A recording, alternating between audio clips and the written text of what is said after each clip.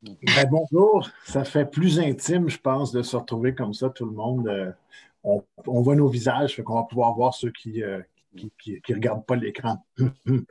Donc, bienvenue à notre troisième clinique innovation de la DRIC RCTI, l'Association pour le développement de la recherche et l'innovation du Québec, et le réseau des conseillers en technologie et innovation du Québec.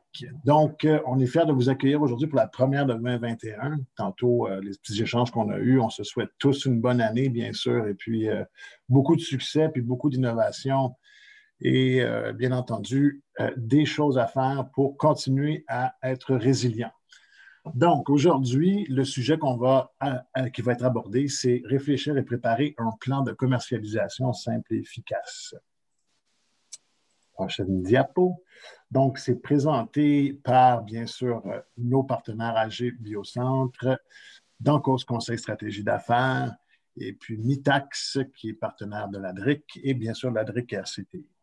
Donc, pour commencer à briser la glace, je vais céder la parole à M. Alain Cadoret, qui est le directeur général d'AG Biocentre, qui est un accélérateur, incubateur dans plusieurs industries, mais surtout ce qui nous intéresse aujourd'hui, c'est ce qu'on parle de l'agroalimentaire. Donc, à vous, M. Cadoret. Merci beaucoup. Donc, bienvenue à tous. Très heureux de vous proposer cette activité-là avec un de nos bons partenaires de longue date. Soula vous fait dire un beau bonjour. Elle ne pouvait pas être présente ce midi, donc, mais elle sera de retour demain. Donc, si jamais vous avez des besoins, quelque chose. Je profite de l'occasion de vous souhaiter une belle année aussi au nom d'AG Biocentre et de Mycelium. Et je vous invite aussi, je ne sais pas si vous avez des crayons près de vous, je vais vous laisser mon numéro de cellulaire. Plusieurs d'entre vous, j'ai déjà croisé. Certains, on n'a pas eu l'occasion de se parler. Donc, j'apprécie beaucoup avoir des contacts avec vous. Donc, et je vous incite à ce qu'on prenne peut-être une demi-heure ensemble à discuter de votre projet. Je vous laisse mon numéro de cellulaire. C'est le 418-455-1055. De toute façon, soit Alexandre, soit Soulaf pourra vous mettre en contact avec moi. Et au plaisir de pouvoir collaborer avec vous. C'était juste le petit bonjour que je tenais à faire. Et je souhaite vraiment pouvoir discuter avec chaque personne d'entre vous. Merci, au revoir. Merci, Alain. Un message personnel avec numéro de téléphone, c'est toujours apprécié. Je pense que ça personnalise l'approche qu'on a aujourd'hui, d'ailleurs. On a également avec nous Marie-Pierre Olivier, qui est d'Ancos Conseil Stratégie d'affaires, qui va aussi nous parler un peu d'elle-même et puis des services de d'Ancos. Alors, je vous cède la parole, Marie-Pierre. Oui, bonjour tout le monde. Est-ce que vous m'entendez bien? Oui. Oui, OK, bon, c'est le fun. On vous voit là, en Zoom, là, c'est toujours plus agréable parce qu'on est capable d'avoir un contact visuel. Donc, écoutez, est-ce qu'il y en a parmi vous qui connaissez le groupe d'Ancause? Juste avec la tête ou visuel. Oui, parfait. Donc, certains d'entre vous, justement, ont entendu parler du groupe d'Ancause avec les formations, avec Mycelium et tout ça. Donc, brièvement, le groupe d'Ancause, on est une firme en conseil d'affaires, en fait, à Québec. On travaille beaucoup en intelligence de marché, tout ce qui est les études de marché, plan de commercialisation. En fait, on accompagne vraiment les entreprises à la prochaine étape de la croissance de leur entreprise. Donc, peu importe l'organisation est rendue où, on les aide, dans le fond, à accélérer et à atteindre, en fait, leur objectif. Puis moi, plus personnellement, en fait, j'accompagne beaucoup les entreprises dans tout ce qui est plan de commercialisation, intelligence de marché et réflexion sur la croissance des organisations. Ça fait 10 ans, en fait, que je suis au groupe d'Ancos et que je fais du conseil à toutes sortes d'organisations, là, autant des entreprises en démarrage que des entreprises manufacturières, services professionnels, toujours de la PME, par contre, et ça à travers le Québec et dans divers secteurs d'activité. Ce que je trouve intéressant aujourd'hui, en fait, de faire cette conférence-là, c'est surtout que j'ai un petit attachement envers l'agroalimentaire, tout ce qui est la transformation alimentaire. Là. Donc, j'ai travaillé avec plusieurs organisations là, à Québec. Là, fait que, je pense que certaines personnes d'entre vous, on s'est même déjà rencontrés. D'ailleurs, j'ai donné une formation l'année passée avec justement la DRIC RCTI sur l'intelligence de marché. Donc, c'est peut-être là qu'on a pu se croiser. Sinon, je suis bien contente de vous rencontrer. Là, ça fait déjà 1 an, je vois des personnes acquiescer. Là, donc, là, 1 an, je donnais une autre formation avec vous pour certains. Donc aujourd'hui, en fait, on va plus parler du plan de commercialisation. C'est ça le sujet de la conférence. Puis je vais vous montrer un outil avec lequel, en fait, on travaille au groupe d'encause qu'on a développé qui facilite un peu le plan de commercialisation là, parce que souvent, je vais juste changer de setup un instant, parce que souvent, en fait, ce qu'on se rend compte avec les organisations, c'est que les plans de commercialisation, ça peut être comme un plan d'affaires. Il peut y avoir 100 pages, il peut y avoir 250 pages, mais l'important, c'est vraiment de synthétiser tout ça, de faire des choix clairs, mais aussi des choix qui sont réalisables. Donc ça, je vais en parler tout au long de la présentation. Là. Quand je dis réalisable, ce n'est pas seulement de mettre un chiffre, par exemple, un objectif de vente, puis dire on va réussir à le faire en ayant un site Internet. Ça va être plus précis que ça. On va vraiment identifier avec qui on va aller chercher nos objectifs de vente et surtout de quelle façon et qui va être en charge et dans quel échéancier. Donc, c'est vraiment un outil qui est fait en type de gestion de projet aussi, vous allez voir. Donc, tout ça pour dire que dans le fond, avec l'expérience qu'on a avec les entreprises, qu'on se rend compte, puis notre objectif, c'est vraiment de rendre le plus clair possible, puis d'outiller le plus possible les entrepreneurs avec des outils que j'appelle de type one-pager, là, que c'est vraiment, en réalité, c'est pas vraiment une page, mais on essaie de synthétiser quand même dans quelques pages pour vraiment se rappeler puis communiquer facilement et clairement c'est quoi l'objectif, c'est qui nos clients et avec qui on va aller chercher nos objectifs de vente. Donc, essentiellement, c'est un outil aussi que j'appelle fill in the blank, du sens que c'est des cases à remplir, mais ce n'est pas parce que c'est des cases à remplir que c'est simpliste, en fait. L'idée, c'est de rendre ça clair puis de juste aller à l'essentiel pour communiquer plus facilement avec vos équipes ou du moins garder en tête ce qui est important pour vous et votre organisation. Donc, je vais vous montrer cet outil-là ce midi. Si vous avez des questions, j'aimerais mieux, en tout cas, si c'est des questions pour comprendre, ça serait peut-être plus simple de les avoir à la fin. En fait, il y a une période de questions qui est réservée pour tout ça. Donc, ça va être plus simple. Je vais juste défiler un peu l'outil en vous expliquant de quelle façon nous, on l'utilise en fait avec les organisations. Avant de commencer, c'est super important de juste mettre un peu la table sur le marketing. Puis là, je sais que certaines d'entre vous ont eu des formations là, parce que c'est parti d'un programme avec soit Mycelium, AGBio. Donc, il y a des concepts que vous connaissez déjà, mais je veux juste revenir sur selon moi, les concepts clés du marketing. Puis je ne veux pas nécessairement me répéter, mais j'ai comme pas le choix de le faire un peu pour mettre la table puis de mettre aussi tout le monde au même niveau. Donc, les principaux concepts du marketing, en fait, sont essentiellement la segmentation, la différenciation puis les 5 P. J'espère ici que ça vous sonne des cloches. Si ça ne vous sonne pas de cloche, je vais vous les définir de toute façon puis je vais vous les présenter à ma manière. Donc, c'est les 3 éléments que je vous dirais pour aujourd'hui, puis même dans la croissance de votre entreprise, être capable de maîtriser ces 3 éléments-là, déjà, on a une bonne partie du marketing qui est marketing stratégique, bien sûr, qui est fait. Donc, la règle d'or du marketing, c'est simple, c'est plus la segmentation, puis je vais vous dire après ça pour ceux qui ne savent pas encore la segmentation, mais plus la segmentation est précise, plus la différenciation va être grande, puis plus ça va être facile d'aller chercher des nouveaux clients et de les fidéliser. Donc, ça, c'est la règle d'or. La segmentation, c'est quoi? Ça, c'est un élément là, que si vous avez déjà suivi des formations avec nous, on est vraiment tannant avec ça. Parce que la segmentation, c'est la base. En fait, c'est notre fondement pour, par la suite, avoir des stratégies d'affaires. Tant que la segmentation, pour nous, n'est pas claire et définie avec l'organisation, c'est un peu difficile de dire dans quelle action on va mettre en place si on ne sait pas la cible, en fait, qu'on veut aller chercher. Donc, la segmentation, c'est vraiment une technique qui sert tout simplement à diviser en sous-groupes, en fait, des types de clients. Ça peut être des types de clients parce qu'ils ont les mêmes motivations, les mêmes besoins, qui vont avoir des caractéristiques différentes ou des comportements et des processus décisionnels qui se ressemblent. Avec le petit dessin ici, je fais comme un exemple. En fait, c'est de mettre tous les types de clients qu'on connaît. On appelle souvent de mettre la masse et essayer de trouver c'est quoi nos sous-groupes à travers tout ça. C'est l'étape primordiale, puis de lui donner un nom. C'est super important parce que plus que le nom va être clair, puis plus facile, vous allez avoir un langage qui va être défini autour de ça. Et même vos équipes vont parler avec les segments. C'est super important de communiquer à vos organisations aussi quels sont vos segments de marché. Puis par la suite, le deuxième niveau, c'est vraiment de savoir c'est qui nos segments prioritaires, c'est qui nos segments secondaires, puis ceux qu'on va prendre par opportunité, par exemple. Parce qu'on ne peut pas mettre, souvent, vous êtes peut-être seul dans votre organisation, ce qui fait en sorte que vous ne pouvez pas mettre tous vos efforts partout, Puis, il faut vraiment gérer de façon efficace. Donc, une des façons de le faire, c'est en segmentant. Je vais vous montrer aussi des exemples tantôt. Puis ça aussi, j'aime beaucoup cette phrase-là de Yogi Berra qui dit en fait que, tu sais, avant de mettre un piège à souris, il faut vraiment s'assurer qu'il y a des souris.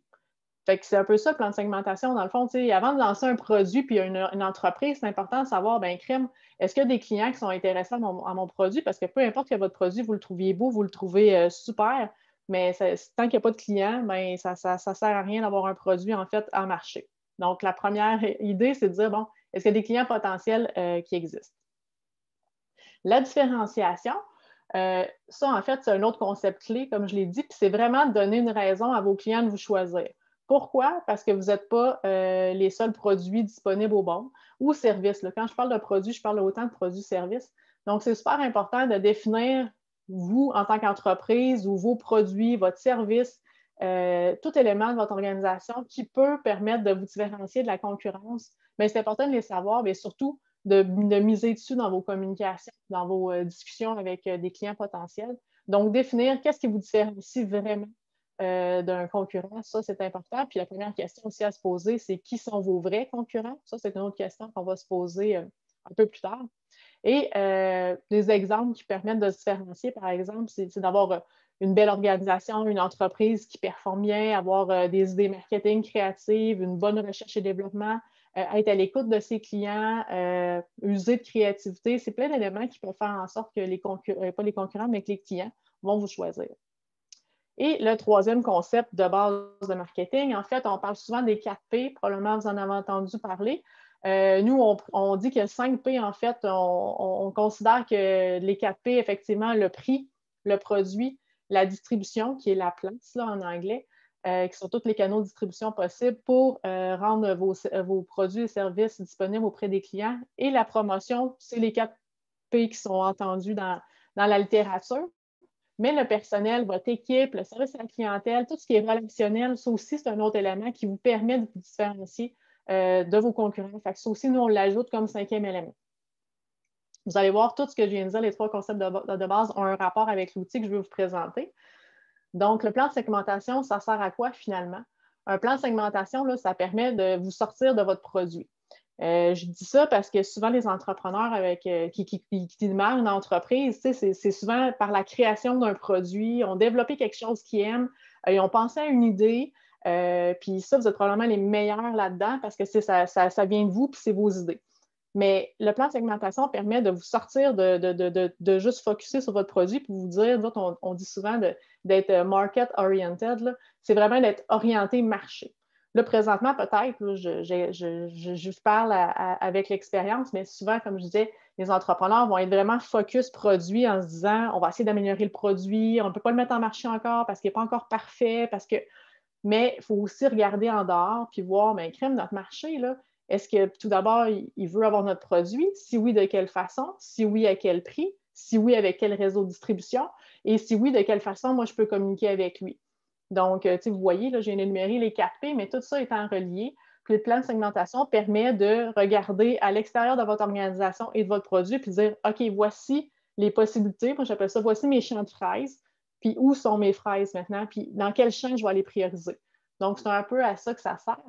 Et une façon aussi de segmenter, oui, juste avant, aussi l'outil sert, quand on a une organisation avec plusieurs employés ou quelques employés, du moment que vous êtes plus qu'un, cet outil-là aussi sert d'intelligence collective. Là. Ça permet de prendre toute l'information que chaque personne a dans sa tête et le mettre dans un outil qui permet de garder, en fait, et de structurer l'information qu'on a sur nos clients, nos marchés, nos concurrents. Donc, c'est une façon aussi, quand on a un nouvel employé, d'y expliquer, bien, voici c'est quoi mon organisation, voici dans quel marché on est. Donc, ça permet de clairement communiquer ce que vous avez dans votre tête aussi. Et ça se veut aussi un outil de prise de décision parce que quand on priorise, en fait, les segments avec lesquels on va aller, à chaque fois qu'il y a une opportunité qui arrive sur la table, puis c'est des choses qui doivent arriver souvent quand on est entrepreneur, bien, ça permet de décider, OK, est-ce que c'est un go? Est-ce que c'est un non-go? Est-ce que je mets des efforts là-dessus? Parce qu'on se rappelle toujours qu'on a priorisé. Donc, si c'est aligné, bien, ça nous permet de prendre des décisions plus rapidement et surtout plus sereinement parce que dire non à une opportunité, c'est toujours plate, mais s'il n'est pas aligné avec vos stratégies de croissance, ça peut être plus facile là, de justifier un non, par exemple. Donc, pour comment segmenter, bon, première phase, la première étape, la plus importante, la plus critique, celle que souvent les gens vont passer vite, mais qu'il faut prendre le temps d'y réfléchir, c'est vraiment comment segmenter. Combien j'ai de catégories? Vous avez vu tantôt un peu le plan. Chaque segment a une colonne. Combien on a de colonnes? C'est sûr qu'il n'y a pas de bonne réponse. En fait, c'est vous qui allez le décider, puis c'est surtout vous qui allez nommer vos segments. Mais je peux vous montrer des façons de segmenter. Déjà, en partant, votre organisation, est-ce qu'elle fait affaire avec des clients, monsieur, madame, tout le monde, que j'appelle B2C, en fait. C'est business to consumer. Donc, est-ce que vous faites affaire directement avec les consommateurs finaux qui sont des monsieur ou madame, tout le monde, comme je viens de le mentionner, ou vous êtes plus le type d'organisation qui est en B2B, qui fait affaire business to business, en fait, qui fait affaire avec d'autres entreprises qui, eux, vendent à des clients finaux. Donc, il y a déjà 2 catégories à base. Ça, c'est déjà la première question à se poser. Est-ce que moi, je fais affaire directement avec les clients finaux ou j'ai aussi ou je fais affaire avec d'autres entreprises? Puis, un n'empêche pas l'autre. C'est juste que c'est important de diviser déjà en partant parce que c'est 2 façons de penser complètement différentes. Puis, à la limite, ça peut même être 2 modèles d'affaires complètement différents pour votre organisation. Ça, c'est le premier point à décoder pour la segmentation. Par la suite, vous pouvez segmenter. Souvent, les gens vont segmenter soit par rapport aux besoins des entreprises, au type d'entreprise ou au secteur d'activité. Je dirais que le secteur d'activité, c'est souvent celui qui va être utilisé. Par exemple, est-ce que là, ici, j'ai mis des exemples comme alimentaire, construction, pharmacie, dans quel domaine, dans quelle industrie mes clients, en fait, surtout quand on est en B2B, là, bien entendu, mais dans quel secteur d'activité mes clients sont. Ça peut être aussi le type d'organisation que c'est. Ça peut être est-ce que je fais affaire avec des sous-traitants? Est-ce que je fais affaire avec une entreprise? Est-ce que je fais affaire aussi de la taille de l'entreprise, une petite, moyenne, grande entreprise? Bref, c'est plusieurs éléments qui peuvent nous aider à segmenter. Comme je disais, l'étape principale, en fait, ici, c'est le one-pager dont je vous parlais. Je ne sais pas s'il y en a parmi vous qui l'avez déjà vu. Puis là, vous n'êtes pas obligé de prendre des notes, là, je vous dis tout de suite, là, parce que la présentation va pouvoir vous être envoyée. On va l'envoyer en PDF à la fin. Donc, ça vous permet de peut-être plus focusser sur ce que je dis. Mais moi, je sais, là, je suis quelqu'un qui prend beaucoup de notes. Donc, si vous voulez prendre des notes, il n'y a aucun problème. Mais je vais juste quand même vous dire qu'il va vous être disponible par la suite. Comme je dis, un outil comme ça qui est en fait fill in the blank, vous voyez, toutes les questions sont là, tous les segments sont là. Vous pouvez le remplir à la main. Mais c'est super important, puis là, c'est ce que je donne comme conseil, c'est de se faire challenger là-dessus parce que, oui, vous avez votre idée, mais apporter, par exemple, un de vos partenaires, un expert ou un autre entrepreneur qui a déjà fait la même chose à challenger un peu votre plan de segmentation, ça peut être une bonne chose. Mais comme je mentionnais, la première étape, c'est d'identifier vos segments. Puis, il ne faut pas non plus devenir fou avec les segments. Il ne faut pas se dire, l'idée, ce n'est pas d'avoir 80 segments. Tantôt, j'ai dit qu'il n'y a pas de chiffre magique, là, mais entre 4 et 6, c'est pas mal, en bas de, c'est pas mal la norme. Là. Ça dépend de quelle grosseur d'entreprise que vous avez. Mais ça peut, l'idée, c'est pas de faire trop de segments non plus parce on n'en finit plus. Mais c'est vraiment de créer des groupes qui, selon vous, ont une certaine logique pour vous aider, en fait, à faire votre développement des affaires. Puis c'est toujours ça qu'il faut avoir en tête, c'est qu'un plan de segmentation, ça va vous aider à faire votre développement des affaires et votre plan de commercialisation. Il ne faut pas le faire par produit. Puis ça, c'est souvent l'erreur que les gens vont faire, là, de se dire « Ah, ben moi, dans le fond, mon premier segment, c'est tel produit que j'offre, tel produit. » Non, il faut vraiment le faire par rapport à une organisation avec qui vous faites affaire. Est-ce que c'est monsieur, madame, tout le monde? Si oui, monsieur, madame, tout le monde peut devenir un segment. Vous pouvez faire aussi affaire avec du B2B, donc peut-être que vous voulez faire affaire avec, je ne sais pas moi, des grandes bannières d'épicerie, peut-être que vous voulez faire affaire avec des restaurants ou du HRI qu'on appelle, qui est hôtel, restaurant institutionnel. Peut-être que vous voulez faire affaire avec des sous-traitants parce que vous fournissez, par exemple, un ingrédient pour les transformateurs alimentaires. Je dis plein d'exemples, mais c'est des façons, en fait, de segmenter. Puis vous voyez les titres qui peuvent être. Ça peut être ça, justement, transformateur alimentaire, grande bannière, petite épicerie indépendante. Ça, c'est des types de segments qu'on peut retrouver. Une façon d'aider aussi à cette réflexion-là, c'est de répondre peut-être aux questions que vous voyez. La principale, je vous dirais, quand vous avez déjà des clients ou des exemples de clients avec qui vous voulez travailler, d'être capable de les mettre dans des catégories comme ici. Si vous aviez, par exemple, une vingtaine de clients, bien, je vous dirais peut-être essayer de les mettre dans des catégories que vous pensez. Puis si vous voyez que tous vos clients fit dans une case, bien, vous avez pas mal une bonne idée que vos segments sont corrects. Tandis que si il en manque, dans le fond, si vous voyez qu'il y a des clients qui restent sans catégorie, bien, de voir si vous n'êtes pas capable de faire un autre sous-groupe, ou il y a aussi des clients, des fois, qu'on dit qu'on ne veut pas avoir un segment pour juste un client. Mais si c'est un segment que vous voulez développer à court ou moyen terme, ça peut être important d'en créer un. Ou on peut se mettre aussi une espèce de fourre-tout qu'on dit, bien ça va être notre segment, par exemple, par opportunité, parce que quand ils nous appellent, on est content, mais on ne démarchera pas, puis on ne mettra pas des efforts pour faire du développement des affaires avec eux, par exemple. Donc, ça, c'est une façon de segmenter. Mais comme je dis, le point principal, c'est qu'il faut d'abord avoir une bonne segmentation, y avoir réfléchi, parce qu'après ça, vous voyez, tout découle de ça. C'est comme un peu la fondation d'une maison. Si ça part tout croche, bien, c'est sûr que la maison va finir par s'effondrer un moment donné. Donc, l'important, quand on a fait... puis il y a un autre truc aussi. Quand on fait un plan de segmentation, puis vous êtes tous dans une industrie différente ou dans vos industries, vous avez tous des associations, des regroupements. Donc, parfois, d'aller voir s'il y a des associations ou des études de marché. Les études de marché font souvent une segmentation, puis de prendre la même qui est comme entendue dans votre secteur d'activité, par exemple, ça peut être aussi un bon moyen de se dire, OK, je pense que ma segmentation est bonne. Fait que c'est une façon d'aller valider un peu votre segmentation. Donc, vous voyez les cases à remplir. En fait, c'est surtout les caractéristiques. Ce que j'entends par caractéristiques d'un segment, en fait, c'est de vous donner une définition qui vous permet de dire facilement des critères qui disent, OK, bien, ce client-là fait partie de cette catégorie-là, que ce soit sa taille, sa localisation, que ce soit son volume d'affaires, par exemple, que ce soit le type de réseau de distribution. C'est tous des éléments qui peuvent caractériser, en fait, un segment. Fait que la première ligne là, ici qu'on voit caractéristiques descriptives, c'est vraiment de donner une définition qui, pour vous permet clairement de se dire OK, ben c'est vraiment mon client, il peut aller dans cette case-là. Exemple de client, c'est un peu le truc que je vous donnais tantôt, là, de mettre des exemples soit de clients ou de clients potentiels. Ça permet de catégoriser puis de faire encore mieux comprendre à quelqu'un, en fait, ou même à vous, qui fait partie de ce segment-là. Votre offre vedette, ça, c'est justement la place que vous avez pour placer vos produits. Parce que vos produits ne s'adressent peut-être pas tous à tous vos segments de marché, puis ça, c'est bien correct. C'est de décider quel produit s'adresse plus à quel public. Donc là, c'est important ici de. L'idée, ce n'est pas d'avoir une liste complète de tous les produits, mais c'est quoi les meilleurs vendeurs ou lesquels que vous voulez plus proposer, en fait, à ces types de clients-là. Et les besoins et défis, ça, c'est la partie qui est peut-être plus nébuleuse pour vous, ou ça dépend le niveau de connaissance que vous avez de vos segments. Mais c'est de savoir, vous, les entreprises avec qui vous faites affaire, quand ils achètent chez vous, là, c'est quels besoins qu'ils viennent combler? Pourquoi qu'ils viennent acheter chez vous? En fait, c'est quoi les défis qu'ils vivent à l'interne qui font en sorte qu'ils ont besoin de votre produit? Puis je dis défis, mais des fois, ce n'est pas des défis, c'est juste des besoins que les gens ont. Là, par exemple, je voyais que, je ne sais pas si la personne est là, mais je voyais les macarons, en fait.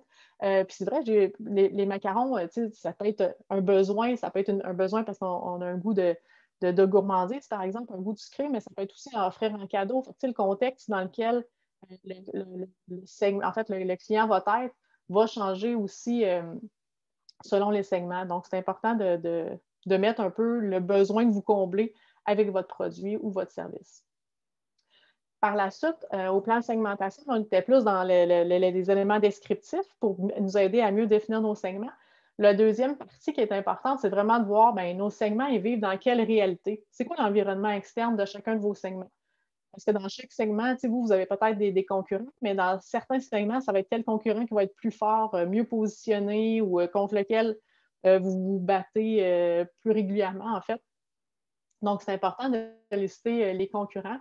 Puis quand je dis concurrents, je dis vraiment vos vrais concurrents parce que parfois, on a l'impression, puis là, ça dépend, là, je donne un exemple, parfois, on a l'impression que tous les gros noms sont nos concurrents. En fait, c'est de se mettre dans la peau du segment en fait, dans lequel vous êtes. Puis, dans la plupart des cas contre qui vous perdez, en fait, là, je dis ça gros de même, là, mais qui votre client, en fait, que vous ciblez, va plus choisir ou va avoir les choix de choisir. Par exemple, on peut se dire, ben moi, je fais du chocolat, fait que mes concurrents, c'est tous des chocolatiers. Mais en réalité, on peut se dire aussi, bien, étant donné que je suis un magasin qui est plus de proximité, qui a plus une clientèle locale, bien, mes autres concurrents seront plutôt la crèmerie, de la crème glacée à côté ou tel commerce qui vend un peu le même produit là, de type sucré. Donc, ça aussi, ça peut être des concurrents, en fait, que ce que j'appelle les vrais concurrents, qui ne sont pas nécessairement, par exemple, un Laurent Secor. Donc, aussi, dans les tendances, ça, c'est un autre élément, de regarder notre environnement externe par segment, parce que ce n'est pas toutes les tendances qui ont un impact sur la réalité, en fait, de nos segments. Donc, c'est important de voir quelle tendance vient jouer dans les comportements d'achat ou les comportements de certains segments. Une façon aussi de mieux répondre à toutes ces questions-là là, dans le plan de segmentation, je vous avais déjà parlé pour ceux qui avaient assisté là, à l'intelligence de marché, c'est important d'aller parler à des gens, d'aller valider nos idées parce qu'à un moment donné, sinon, ça vient juste un portrait de ce qu'on a dans notre tête. Là. Donc, soit d'aller challenger, comme j'ai dit, avec des experts, mais soit aussi d'aller parler avec des clients ou des clients potentiels juste pour leur poser ces questions-là. Toi, c'est quoi les grandes tendances qui viennent toutes changer soit ton mode d'affaires ou ta façon de consommer? Puis là, avec justement la COVID présentement, c'est juste ça, là, des nouvelles tendances qui apparaissent et des nouveaux comportements. Fait que c'est important de bien les comprendre pour pouvoir vous adapter, soit dans votre développement des affaires ou dans votre communication, ou même adapter votre produit en fonction.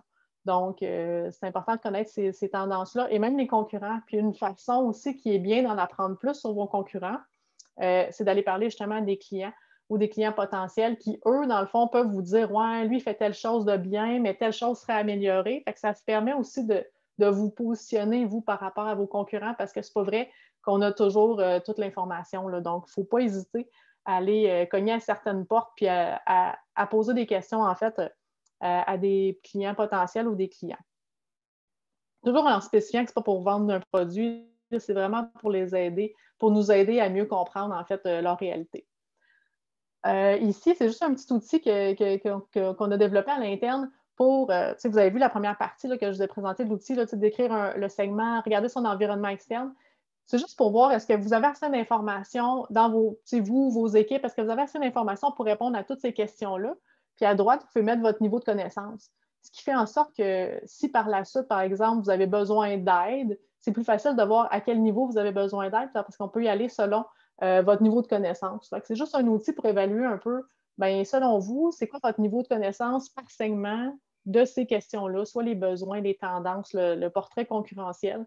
Donc, c'est un petit outil aussi pour vous aider à juste évaluer votre niveau de connaissance ou même si vous avez des équipes, évaluer leur niveau de connaissance à eux. Donc, ça, c'est l'outil pour plus analyser, on appelle ça les forces externes. Donc, c'est tout ce qui est à l'externe, c'est tout ce qui est dans l'environnement de vos clients. Là, on va plus à la partie qui est interne, en fait, à vous.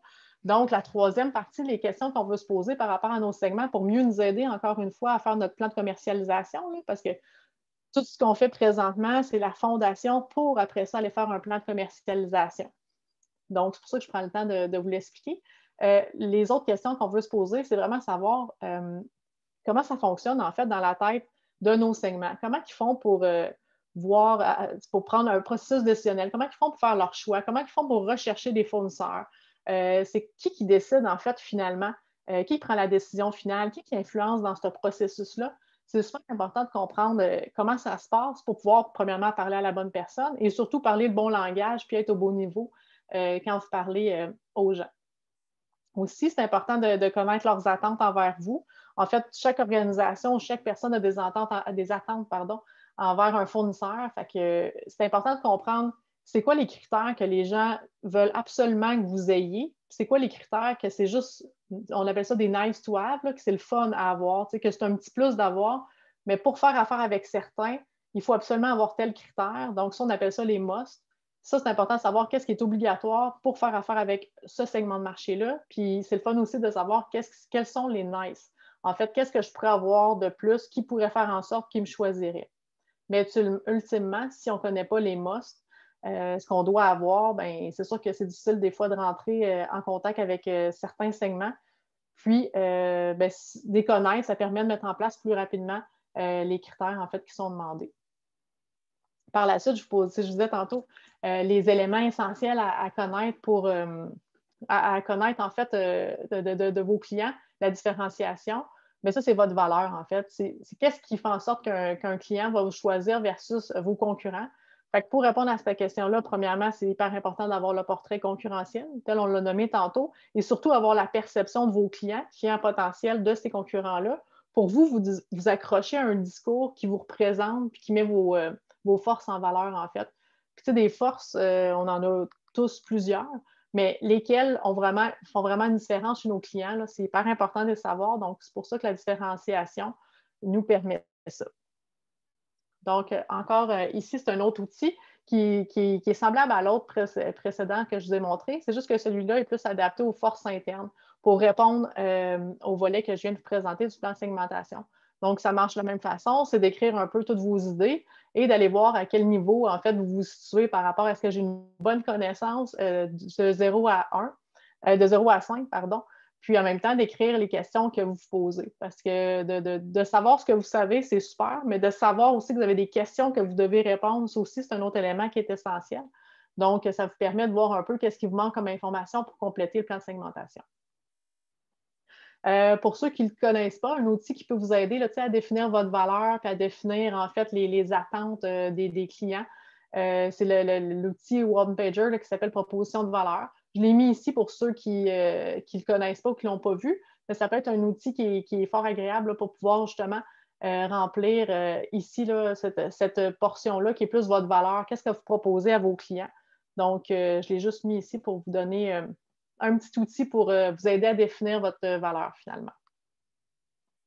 Par la suite, la dernière partie du plan de segmentation qui fait comme un peu le pont, je dirais, entre le plan de segmentation et le plan de commercialisation, c'est tout ce qui est l'analyse stratégique en fait.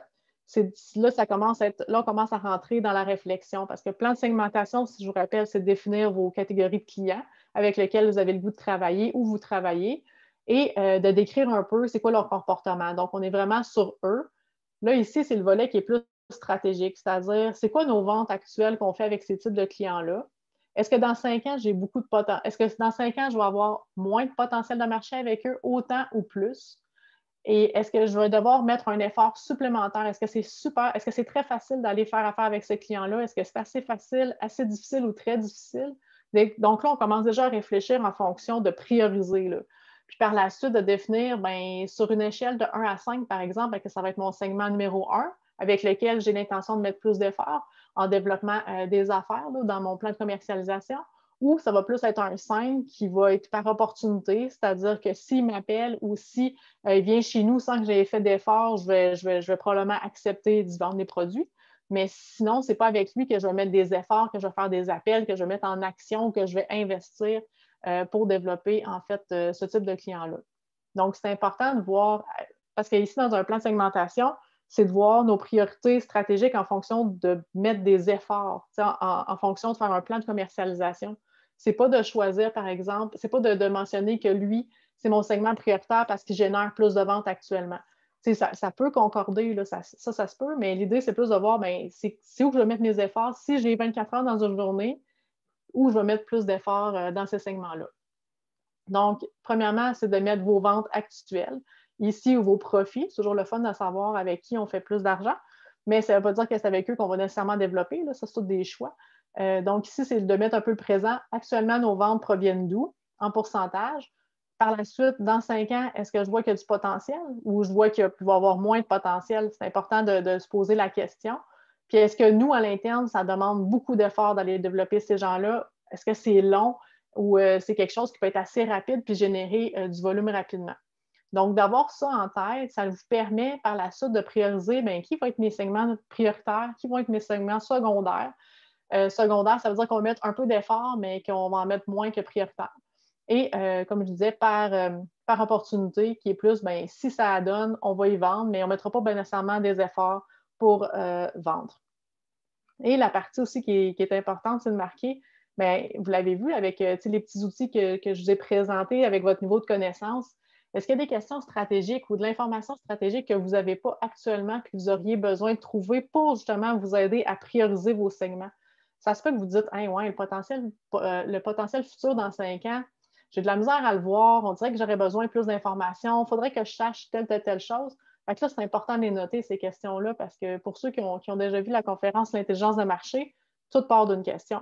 Fait que c'est des questions qui peuvent être intéressantes. Puis par la suite, de voir, OK, de quelle façon aller chercher cette information-là. Bien, c'est là qu'il faut être créatif, puis c'est là qu'il ne faut pas avoir peur de sortir, puis d'aller poser des questions pour pouvoir répondre à cette question-là. Donc ici, je dirais que c'est vraiment, comme je vous ai dit, le pont entre le plan de segmentation et le plan de commercialisation.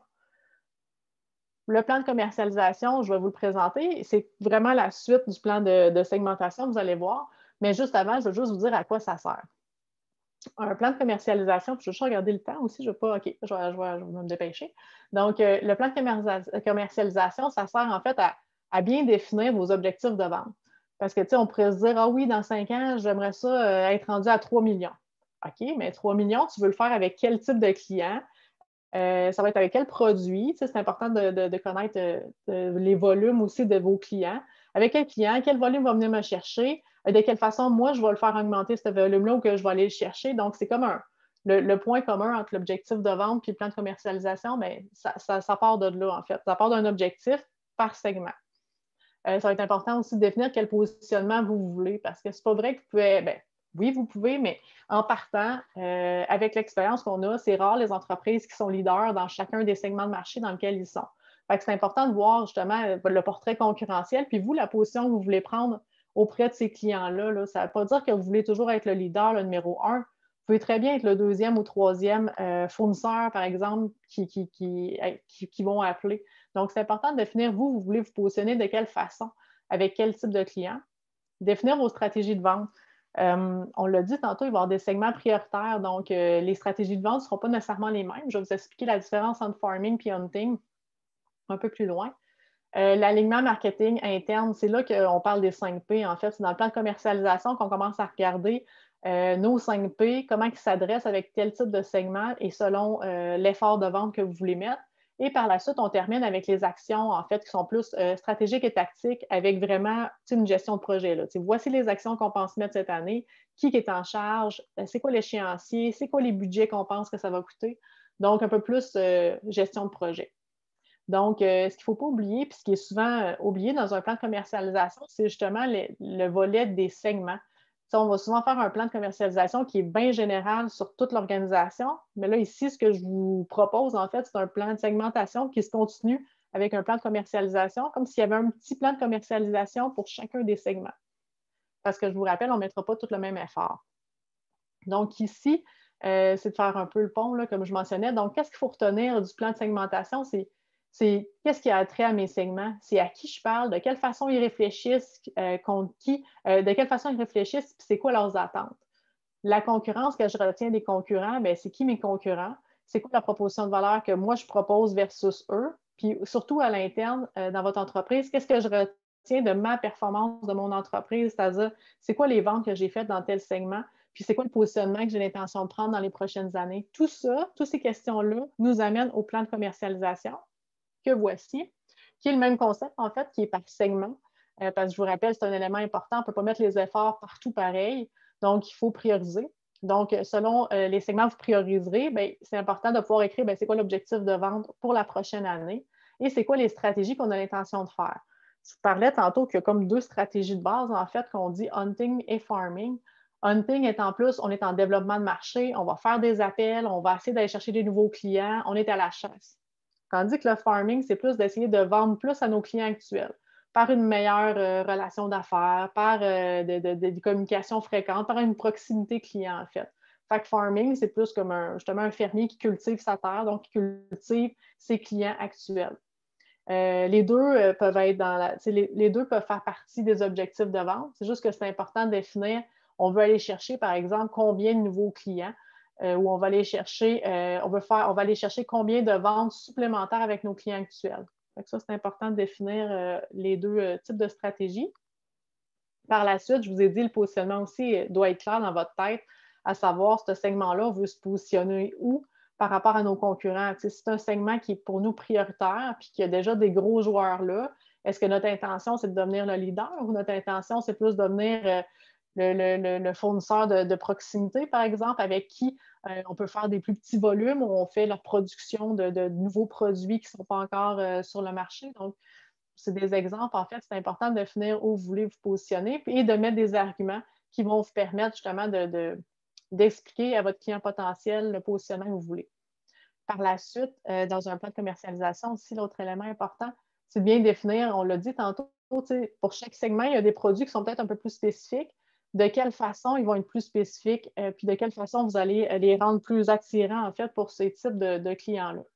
Par exemple, est-ce que c'est le format? Des fois, quand on fait partie, par exemple, on aurait un segment qui est grande bannière de type Costco, bien, c'est sûr que les formats vont être probablement différents que ceux avec un autre segment qui pourrait être les bannières plus comme l'IGA et tout ça, bien, les formats seraient plus petits, par exemple. Donc, vous voyez, le prix aussi va être adapté, la promotion va être adaptée, puis les réseaux de distribution et votre personnel aussi va parler différemment à ces types de personnes-là. Par la suite, c'est là qu'on rentre dans le mode plus action. Quand notre objectif de vente est clair, on va aller chercher tel montant avec tel client. Nos stratégies sont claires. 50 % ça va être en augmentant, par exemple, nos clients potentiels, donc en hunting, puis 50 autres %, ça va être d'aller chercher un petit peu plus avec nos clients actuels de telle façon. Ben, c'est là qu'on peut mettre nos actions en disant, ben, voici ce que je vais faire comme action pour arriver à cet objectif-là. Puis, ça ici, c'est le plan plus tactique que je te disais qui était plus gestion de projet. Bien, c'est de mettre chacune des actions, en fait, que vous avez. Non, attends, je m'excuse. Comme ici, on les avait toutes, là, justement, les actions par segment.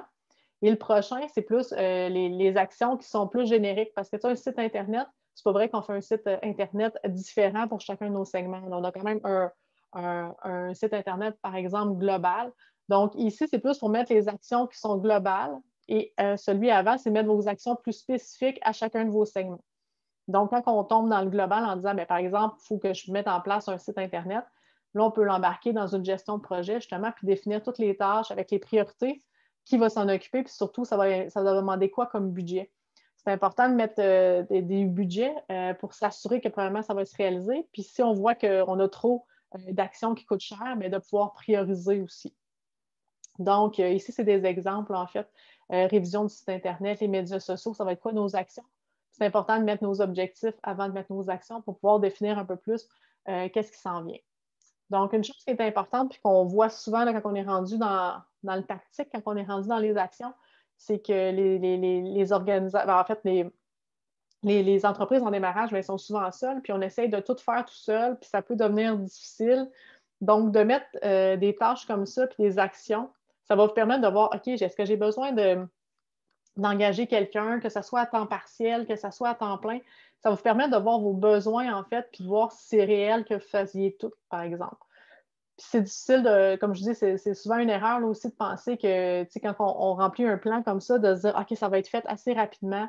On se met tout à court terme parce qu'on a l'impression que le quotidien n'existe plus, mais il ne faut pas oublier non plus que, oui, il y a le développement des affaires, il y a la croissance de l'organisation, puis c'est hyper important. C'est ce que j'appelle le stratégique, mais l'opérationnel va toujours vous rattraper, là, puis c'est important d'être réaliste. Puis quand vous pensez, moi, j'ai comme truc de me dire, quand on pense que ça va arriver telle date, bien, de juste doubler. De se laisser une semaine de plus, par exemple, ou un mois de plus, selon la grosseur du projet, bien, ça permet de rendre ça un peu plus réaliste, là, parce que ce qu'on voit souvent, c'est que tout le monde se met tout à court terme dans le premier trimestre, puis on se rend compte après le premier trimestre qu'il n'y a pas la moitié des choses qui sont réalisées. Donc, c'est important de rester réaliste, puis de voir si on a besoin d'aide. Mais il y a plusieurs aides possibles. On peut aller, par exemple, engager des stagiaires. Il y a plein d'aides financières disponibles aussi à tout niveau. Là. Donc, ça, c'est d'autres éléments hyper importants. Puis je pense qu'on va même en parler un petit peu plus tard là, avec les collaborateurs qui sont autour de la table ici. Juste avant de terminer, je vais juste, pour vous aider aussi ça, c'est quelque chose qui est souvent oublié, là, mais vous êtes en train de développer une offre de produits ou de services pour la plupart. Puis, ça ne veut pas dire que vos services puis vos produits que vous avez actuellement vont demeurer vos produits vitam aeternam. Les produits ont un cycle de vie, en fait. Puis, ce que je voulais démontrer ici, c'est que c'est important de se dire, bien, avec, justement, je le disais, par segment, quel type de produit est important.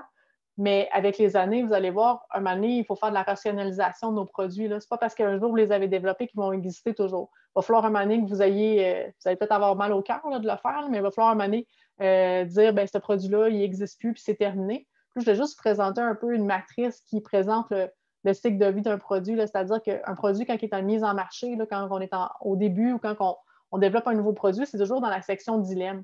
C'est là que ça demande le plus d'investissement, bien entendu, on est en développement. Mais c'est là qu'on va décider si c'est un go ou no-go. Est-ce qu'il y a une étude de marché qui a été faite, une exploration de marché à savoir s'il allait avoir du marché ou pas. Donc, c'est ici qu'on décide si oui, il va être mis en marché ou on va le mettre dans notre plan de commercialisation.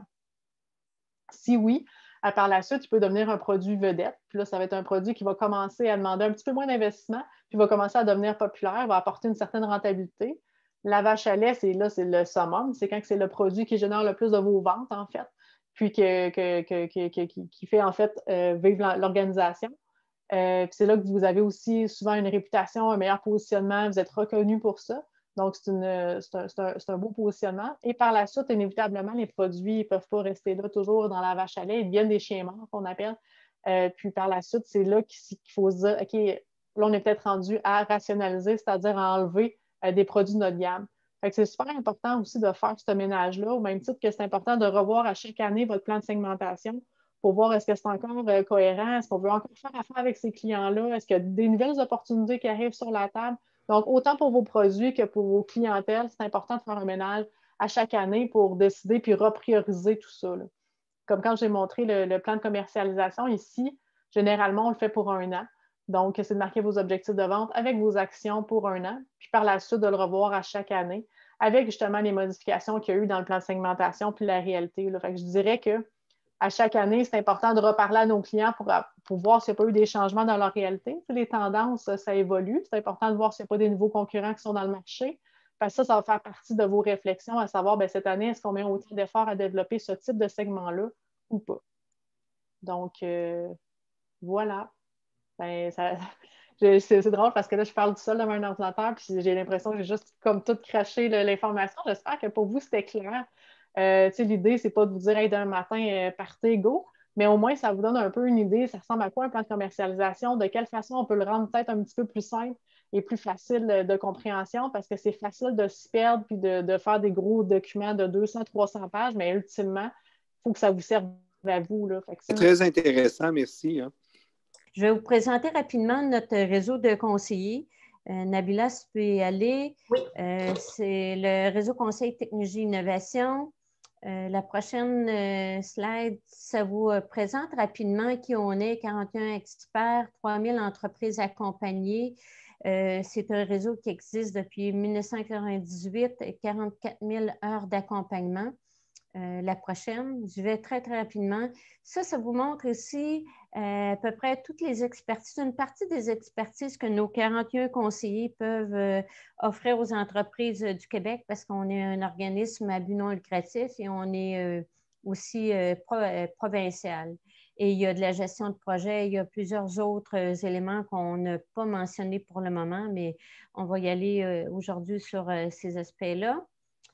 Par la suite, pourquoi on a une approche humaine, complice, productive et proactive? Simplement que nos conseillers travaillent avec des entreprises vraiment pour comprendre bien l'entrepreneur et l'enjeu aussi de son entreprise. C'est pour ça qu'on dit qu'on est complice, parce qu'on est habitué de travailler sur le terrain avec des entreprises.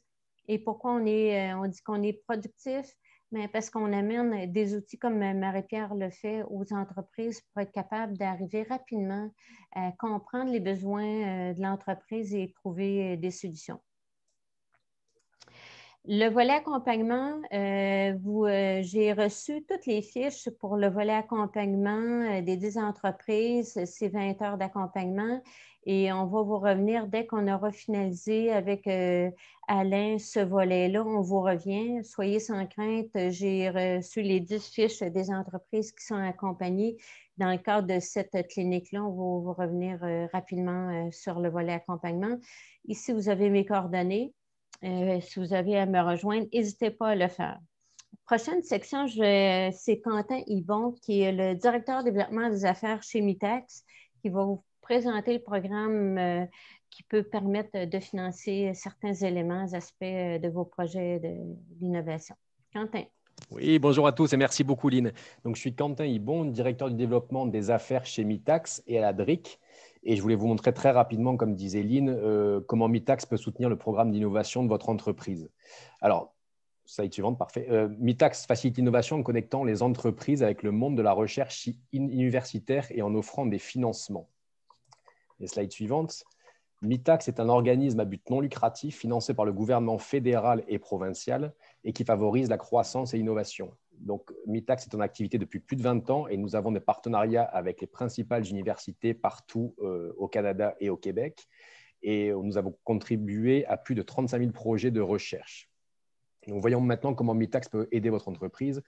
Donc, on peut vous aider sur 3 aspects en vous donnant accès aux établissements postsecondaires et universitaires au Canada et dans les pays partenaires, en vous donnant accès aux plus récentes technologies, mais surtout aux meilleurs talents dans les universités. Et enfin, on vous offre un soutien financier pour vos programmes d'innovation. Alors, qu'est-ce qu'on entend par programme d'innovation? Vous allez le voir dans cette slide. Donc, Mitacs considère l'innovation au sens large et peut vous accompagner dans vos projets comme le développement de nouveaux produits, l'optimisation de vos processus, la commercialisation ou même l'exploration de nouvelles technologies.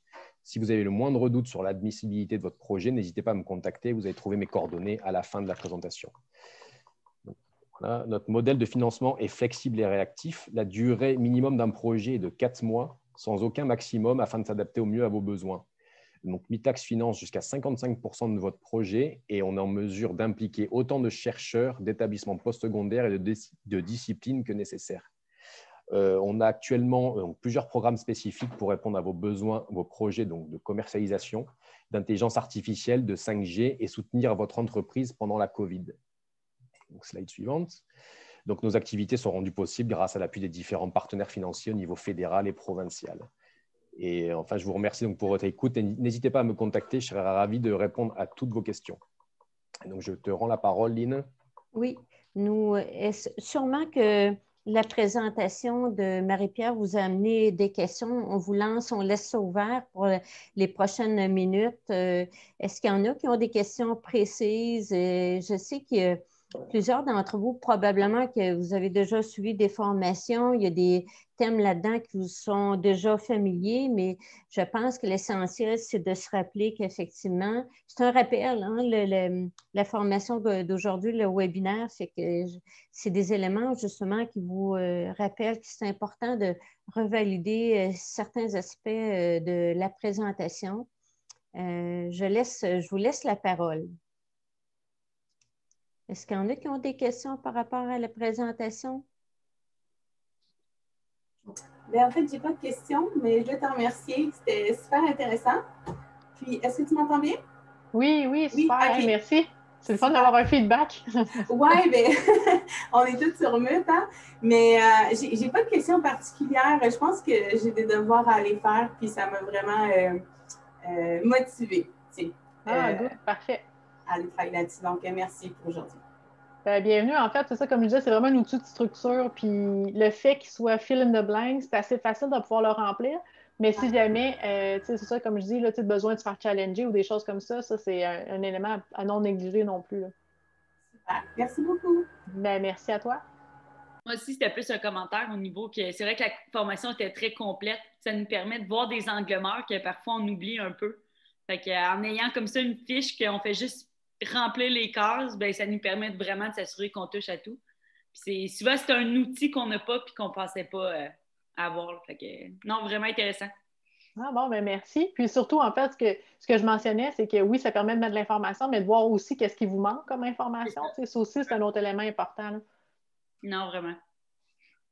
Mais si vous avez des questions par la suite, n'hésitez pas à nous les envoyer, puis Marie-Pierre pourra leur y répondre aussi. Là. Je pense que c'est important.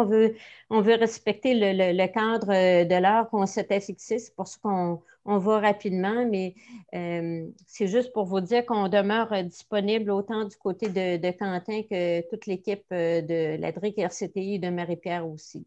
Puis je l'ai juste ajouté parce que certaines personnes ont peut-être, justement, quand j'ai mentionné au début, c'est peut-être plus B2C. J'ai vraiment plus axé la présentation un peu plus B2B, là, mais en fait, tout est possible. Puis c'est possible de faire ce plan de segmentation-là aussi avec des personas, une autre thématique que vous avez sûrement entendu parler, là, mais c'est vraiment hybride là, comme outil. Là, puis on peut l'adapter et le personnaliser. Puis si vous voulez, n'hésitez pas à rajouter des colonnes qui, pour vous parleraient plus. Là. Donc, c'est juste une ébauche, en fait, pour vous aider à réfléchir. Donc, voilà. Est-ce qu'il y en a qui ont d'autres questions? Sinon, ce sera le mot de la fin. Vas-y, Carl, je te laisse la parole. Eh bien, merci beaucoup tout le monde. Ça a été super agréable. Marie-Pierre, très instructif, honnêtement. J'ai appris des choses. Moi qui est en marketing, j'ai appris des choses. Le BCG, la segmentation, je ne connaissais pas ça. Ben, je connaissais d'autres choses, mais anyway, c'est du renouveau, c'est le fun. Mais des fois, c'est juste des mots différents. Tu sais, des fois, c'est juste ça. Ouais. Fait que non, c'était très bien. Écoutez, c'est juste un petit mot vous dire, dans les participants, si jamais vous avez l'intention aussi de faire valider ou de faire connaître vos innovations dans vos entreprises ou dans votre industrie, on vous invite au Gala des prix Innovation. Les candidatures sont ouvertes. Vous pouvez aller sur notre site sous Gala des prix Innovation 2021. On accepte les candidatures présentement pour toutes les entreprises. Et puis, l'autre chose, on a déjà reçu quelques-unes depuis le mois de janvier. Donc, c'est le temps de le faire. N'hésitez pas à le faire. Et puis, si jamais vous voulez devenir membre, ben, joignez-vous à nous, joignez-vous au membership de la DRIC pour stimuler l'innovation au Québec. Donc, merci Mitacs, merci Dankos, merci à AG Biocentre, merci aussi Lynn pour le spearhead, comme on dit en bon français, du West Island. Et puis Nabila aussi, merci beaucoup pour l'organisation. Donc, on espère que vous avez apprécié et qu'on vous revoit très bientôt. Merci tout le monde. Merci beaucoup. Bonne Merci, bonne journée. Au revoir.